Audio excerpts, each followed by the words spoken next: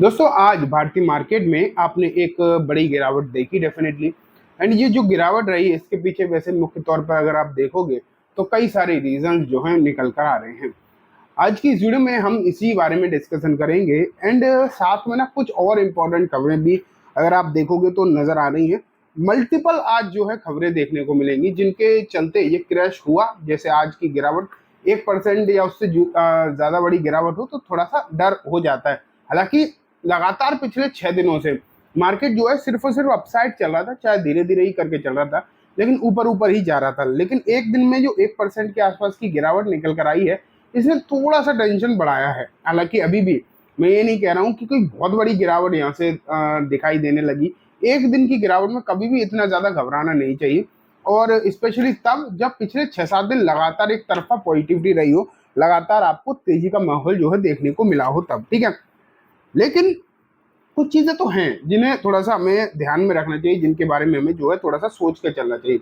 अब ये चीजें क्यों हैं ये हमें देखना है। देखो आज 1% की गिरावट हुई, और जैसे कि मैंने बोला जब जब 1% की गिरावट हुई या 1% से ज्यादा निफ्टी के तौर पर, तो थोड़ा सा टेंशन हो ही जाता है। लेकिन ये निफ्टी सेंसेक्स था। अगर आप mid cap and small cap की तरफ जाओगे तो लगभग 2% की गिरावट देखने को मिली है इंडाइसेस के बेस पर। स्टॉक्स कुछ ज्यादा कुछ कम, लेकिन मोस्ट ऑफ द केसेस में गिरे ही हैं। एडवांस एंड डिक्लाइन रेशियो भी काफी ज्यादा खराब रहा है। लेकिन अगर देखा जाए तो एक खबर जो निकल कर आ रही है जो सबसे बड़ी टेंशन बढ़ा रही है वो दोस्तों ईरान वाली।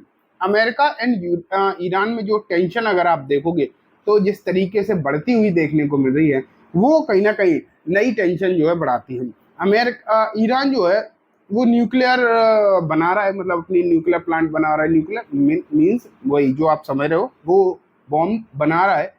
एंड अमेरिका कह रहा है, इसराइल कह रहा है कि हम तुम्हें बनाने देंगे नहीं।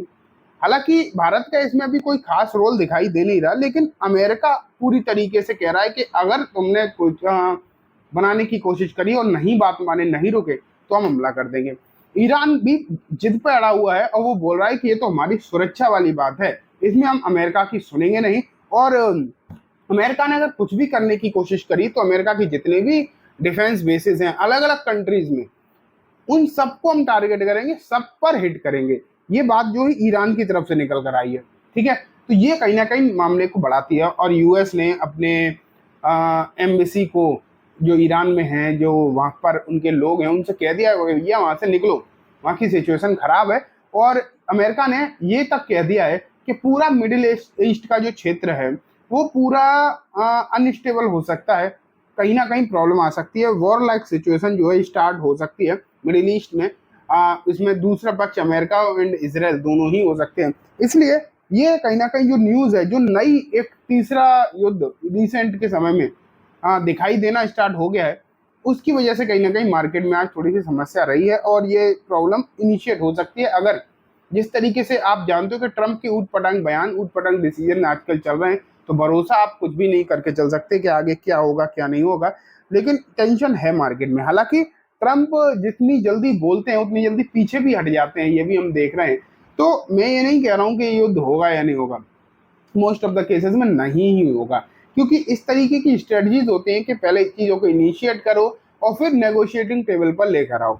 लेकिन मुझे लगता है कि ये वही होगा, लेकिन इसका थोड़ा बहुत इम्पैक्ट तो पड़ ही सकता है। लेकिन ना आज जो तीसरा जो खबर है ना ये बहुत दुखद है, और ये भारत से ही आ रही है, भारत के गुजरात से, अहमदाबाद से। अहमदाबाद में एक एयर इंडिया का फ्लाइट क्रैश कर गई। एयरपोर्ट छोड़ते ही अगर आप देखो, जैसे एयरपोर्ट जैसे टेक ऑफ हुआ, टेक ऑफ होते ही थोड़ा सा ही ऊपर गई थी 600-700 फुट, और जैसे ही उसने एयरपोर्ट के बाउंड्री के बाहर निकली तो वहीं से वो प्लेन जो है अनस्टेबल हो गया और नीचे ही आ गया डायरेक्टली। और बिल्कुल भी मेडे कॉल ही किया है बस, मतलब उनकी पायलट ने, और उन्हें बिल्कुल भी मौका नहीं मिला कुछ भी करने का। फ्लाइट कर गई क्रैश, और उसमें जितने भी लोग थे, अभी तक तो जो खबरें निकल कर आ रही, तो मैं मीडिया खबरों के हिसाब से बता रहा हूँ, मैं कोई पुष्टि नहीं कर रहा इन चीज़ों की, लेकिन कोई नहीं बचा ये कहा जा रहा है। ये बहुत ज़्यादा दुखद खबर है, बहुत ज़्यादा दुखद खबर। तो दोस्तों ये खबर निकल कर आई है, डेफिनेटली बहुत ज़्यादा खराब है, लेकिन इसका इम्पैक्ट बिजनेस पर भी पड़ता है। लोग तो चले गए, लोग ये अपने आप में एक बहुत दुखद चीज़ हो गई, लेकिन फर्क पड़ेगा। क्रूड ऑयल का भी समस्या है। ईरान और अमेरिका के बीच में जो टेंशन बढ़ रही है उससे क्रूड में भी फर्क जो है पड़ता हुआ देखने को मिल सकता है। तो ये बहुत सारी खबरें अगर आप देखोगे तो दिखाई दे रही हैं। एंड फिर नंबर आता है दोस्तों फ्लाइट वाली कंपनी, सिर्फ और सिर्फ मैन्युफैक्चरर ही नहीं, मैन्युफैक्चरर तो दो ही हैं ले देखे पूरी दुनिया में, एक एयरबस है जो फ्रांस की है, एक बोइंग है, और जो फ्लाइट क्रैश हुई है बोइंग की हुई है। तो बोइंग पर तो दिक्कत आ ही रही है विदेशी मार्केट में, बोइंग को तो तगड़ा झटका लग ही गया, लेकिन इसका फर्क जो है जो एयरलाइन ऑपरेटर है उन पर भी कहीं ना कहीं पड़ता हुआ दिखाई देगा, वो भी अभी हम देखेंगे। एक खबर एशियन पेंट के लिए भी निकल कर आ रही है कि रिलायंस ने लगभग 3.25 करोड़ शेयर्स बेच दिए एशियन पेंट की, अपनी हिस्सेदारी जो एशियन पेंट में भारी भरकम तरीके से घटा दी है, कम कर दी है, तो इस पर भी टेंशन है। लेकिन अब बात आती है दोस्तों, एक खबर आईईएक्स की भी निकल कर आती है, वो अभी हम डिस्कस करेंगे, लेकिन अब हम बात करते हैं उन कंपनीज की जिन पर आपको थोड़ा सा नजर रखना चाहिए, उन पर आपको कहीं ना कहीं प्रॉब्लम हो सकता है कल के मार्केट में या फिर आने वाले दिनों में देखने को मिल जाए।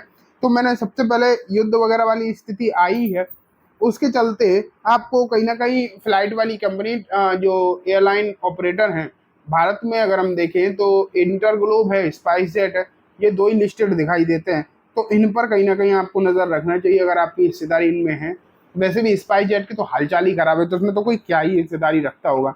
लेकिन इंटरग्लोब तो एक ठीक ठाक कंपनी है, ठीक ठाक शेयर है, रिटर्न भी देता है, लेकिन उसमें भी कहीं ना कहीं समस्या आ सकती है, और इसके लिए दो दिक्कतें हैं। एक तो अमेरिका ईरान वाली टेंशन, जिसके चलते दिक्कत कहीं ना कहीं आ सकती है, लेकिन साथ में ये जो आज बोइंग का हादसा हुआ है अहमदाबाद में, भले ही हादसा बोइंग का हुआ है, लेकिन बोइंग के बहुत सारे, या फिर मैं बोलूँ 70% या ज़्यादा, उससे ज़्यादा इंटरग्लोब की जो फ्लाइट है वो बोइंग के ही हैं। तो इनमें भी कहीं ना कहीं समस्या आएगी, टेंशन जो है बढ़ती हुई देखने को मिलेगी। एशियन पेंट का मैंने आपको बताया है कि रिलायंस ने भारी भरकम स्टेक जो बेच दिया है, तो इस पर भी आपको नजर रखना चाहिए। नेक्स्ट आती है दोस्तों ट्रैवल कंपनी।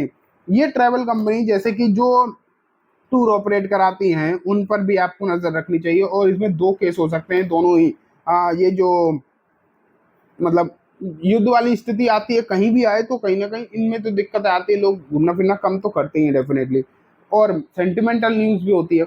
लेकिन आईईएक्स के लिए जो मैं बोल रहा था, उसके लिए ये समस्या है कि अब एमसीएक्स जो है एनर्जी कॉन्ट्रैक्ट ट्रेड करती हुई आपको देखने को मिलेगी, और ये शेयर की तरह ट्रेड हो सकते हैं, एनर्जी पावर।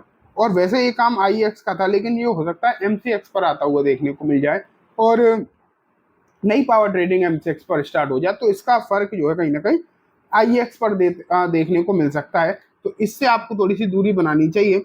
एंड दोस्तों, वो सभी कंपनी जिनकी वैल्यूएशन अनाप शनाप बढ़ गई है, फंडामेंटल ठीक भी है अगर वैल्यूएशन, लेकिन बहुत ज्यादा बढ़ गई है, उनसे भी दूरी बनाओ, क्योंकि वहां भी समस्या कहीं ना कहीं आती हुई आपको आने वाले समय में हो सकता है नजर आए।